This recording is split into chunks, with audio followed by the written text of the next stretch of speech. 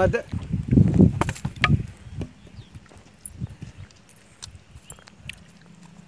तू तुझाच होय? हा कॅमेरा धरला माझा. हां हां. नमस्कार हो. काय नाव? भगत. तिकडे तिकडे बघूला थांब काय सेटिंग करलं अगोदर. अजून आहे काय नाव?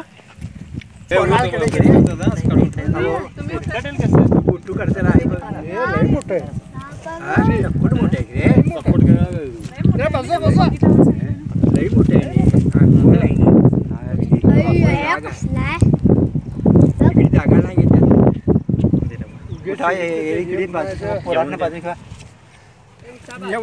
सॉरी हां. कुठे रे अंगावर येऊन कोण सांगितलं? होय बोठावर मी काय सांगितलं तू? झाडाची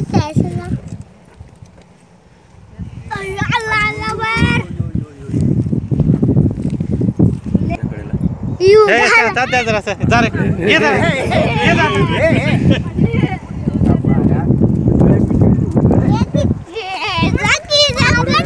ज़्यादा साफ है और देख सकते किस तरह से कितनी डीप में लगभग ज़मीन से 2-2.5 फीट अंदर बैठा हुआ था और इनको खोदते हुए दिखाई दिया. वैसे तो जिन्होंने देखा मुझे बुलाया वो श्री मेरे दोस्त है और खेत में सांप पकड़ना ज़रूरी नहीं है, लेकिन जहाँ पर था वहाँ पर उनका काम चल रहा था और मेरे घर से तकरीबन 2 किलोमीटर का फासला है.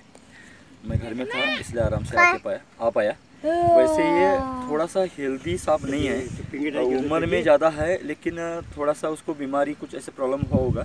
यहाँ पर 2-3 बातें मुझे यहाँ पर दिखाई दे रही है आसानी से. ये इसकी पूंछ जो है लगभग 2 इंच तक कट हो चुकी है. ये यहाँ पर नज़दीक लो. भगत सिंह ने इस वक्त कैमरा पकड़ा है, हो सकता है गलती हो उससे. ये देख सकते हैं यहाँ पर इसको जख्म भी हुए. अलग अलग प्रकार की बीमारी भी सांपों को होती रहती है. ये उसका जो चमड़ी का हिस्सा में निकाल देने के बाद ये देख सकते हैं यहाँ पर इधर कुदळ लागले बा. ये देख सकते हैं यहाँ पर किस प्रकार से उसको जख्म हुआ है. अच्छा हुआ कि सही वक्त में वो मुझे यहाँ पर मिला और तो उसको मैं ट्रीटमेंट भी कर पाऊँगा. और वैसे ही उम्र में आप देखेंगे तो मुंह में जो उसके सांप का सर होता है या मुंह होता है उससे थोड़ा अंदाज़ा लगा सकते हैं. सांप में वैसे तो जो पूरी उसको लंबाई बढ़ जाती है तो उसको पता करवाना मुश्किल हो जाता है कि सांप सही में कितनी उम्र का है और कितनी डीप तक, मतलब जितना होल है वहाँ पर कहाँ तक भी जा सकता है हम सोच भी नहीं सकते. और इस तरह से सांपों को अलग अलग प्रकार की बीमारी होती है. ये देख सकते हैं यहाँ पर अगर भगत ठीक दिखा पा रहा है तो आप देख सकते हैं. और अलग अलग स्वभाव में सांप पाए जाते हैं. ये पूंछ कट होती है.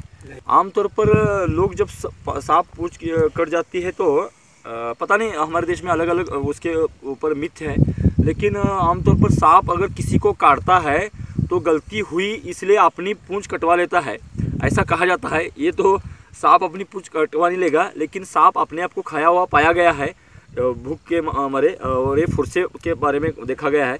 लेकिन सांप का पूंछ होने का सबसे पहला कारण है वो अगर चूहे को वगैरह खा रहा है उस वक्त चूहा भी उसकी पूंछ मिले तो कट कर देता है. तो जहाँ पर हो वो भी प्रतिरोध करने के लिए सांप को बाइट कर सकता है. इससे हो सकता है किसी मशीन में अटका हुआ है सांप, किधर पत्थर में वगैरह अटका है या कोई दूसरा प्राणी उसको ये कर रहा है, इस तरह से सांप की पूंछ कट हो सकती है. किधर अटका है सांप ने उसको वहाँ पर अगर जोर लगाया तो सांप की पूंछ कट हो सकती है. खासतौर पर जो ढोरिया जाति का सांप होता है वो अगर हम हाथ में पकड़ लेते हैं एक अलग प्रकार की स्मेल या गंदी बदबूदार स्मेल छोड़ देता है. और वो अगर ऐसे इस तरह से हम हाथ में लेते हैं तो वो सांप जो है ऐसा गोल घूमने लगता है और वो अपने आप पूंछ कट कर के हमसे दूर जाना चाहता है. लेकिन नाक के बारे में ऐसा नहीं हो सकता, बल्कि घोनस जो सांप है उसकी पूंछ इतनी छोटी होती है तो उतना सारा शरीर उसको पेलने के लिए तकलीफ हो सकती है और सांप की पूंछ कट होने की संभावना भी रहती है. यानी हर प्रकार की जानकारी सांपों के बारे में होना ज़रूरी है. इस सांप को आसानी के साथ कितना भी बड़ा है उसको पूंछ के बल पर पकड़ सकते हैं, लेकिन घोनस को पकड़ना मुश्किल हो जाता है. ये ढोरिया सांप को तो बिल्कुल नहीं पकड़ना चाहिए.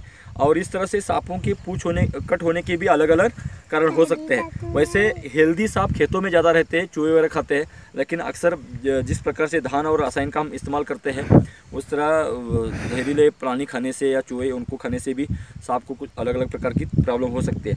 वैसे मैंने जब देखा और मैं जैसे बता रहा हूँ, हो सकता है कि इस जख्म की वजह से या किसी और वजह से थोड़ा सा अनहेल्दी मुझे लग रहा है, लेकिन कोई बात नहीं। उतना डीप तक था, इन्होंने खोदा भी। आमतौर पर खेतों में ही सांप ज़्यादा होते हैं और किसान रात दिन काम करते रहते तो उनका पाँव पड़ने की संभावना रहती है। आप संभल कर रहे हैं, आप टॉर्च लेके चले और आपका हाथ पाँव पड़ता है, उतना ध्यान रखेंगे तो भी काफ़ी है कि आप सांप से बचे रहें। वैसे तो किसानों के लिए वरदान कहा जाता है, क्योंकि लगभग 20% अनाज चूहे खाते हैं और चूहे की एक जोड़ी साल में 888 चूहे पैदा करती है। तो चूहे लगभग नाग साल में 200 चूहे खाता है, धामन 300 तक चूहे खा सकता है। तो इसलिए हमें उनको मित्र भी कहा जाता है। और जिस जहर से हम मरने की बात कहते हैं, उसी जहर से सांपों के जहर निकालने की बात होती है। मतलब सांपों के जहर से ही जहर निकालने के लिए जो इंजेक्शन एंटी स्नेक वेनम बनाते हैं, विष विरोधी दवा, वो भी सांप के जहर से बनाते हैं। तो ये भी बात मायने रखती है।